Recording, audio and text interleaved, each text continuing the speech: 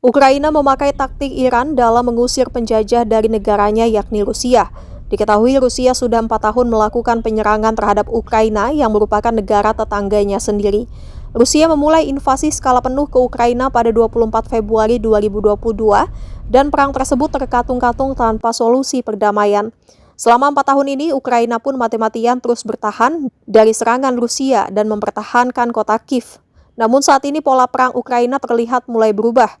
Negara pecahan Uni Soviet itu kini terlihat memakai taktik yang sempat dipakai Iran dalam menggempur Amerika Serikat alias AS dan Israel. Ukraina bukan lagi menyerang pemukiman, namun bangunan-bangunan vital di Rusia, seperti kilang minyak yang sempat membuat Rusia ketar-ketir. Misal saja pada 18 Juni 2026 lalu, hampir 1.000 drone dan 4 rudal jelajah Ukraina menyerbu Moskow, Rusia. Ukraina berhasil mengembangkan drone FP1 yang bisa menjangkau target hingga 3.000 km. Alhasil, sebuah depot minyak di wilayah Rostov Selatan terkena serangan, mengakibatkan 1 orang tewas. Ukraina mengatakan serangan drone besar-besaran itu sebagai tanggapan atas serangan Rusia pekan lalu di Kiev yang membakar sebuah bangunan keagamaan penting. Hal ini mengingatkan serangan balasan Iran ke AS.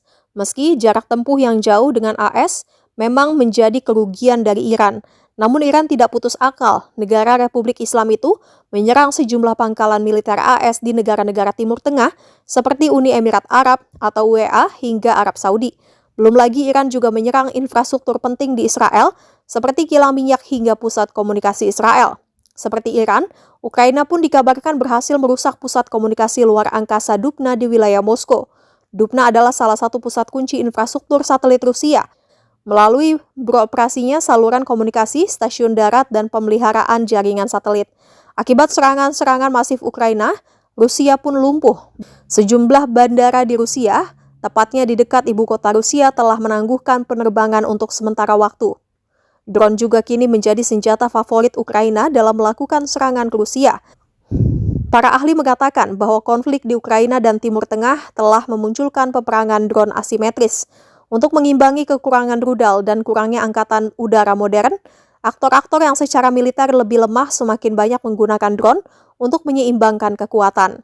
Analis di lembaga think tank Atom Mundi yang berbasis di Prancis, Clement Mollin, mengatakan pesawat terbang, tank, logistik, dan infanteri masih sangat penting dalam peperangan modern. Namun ia mengatakan peran drone dalam strategi militer saat ini semakin menguat.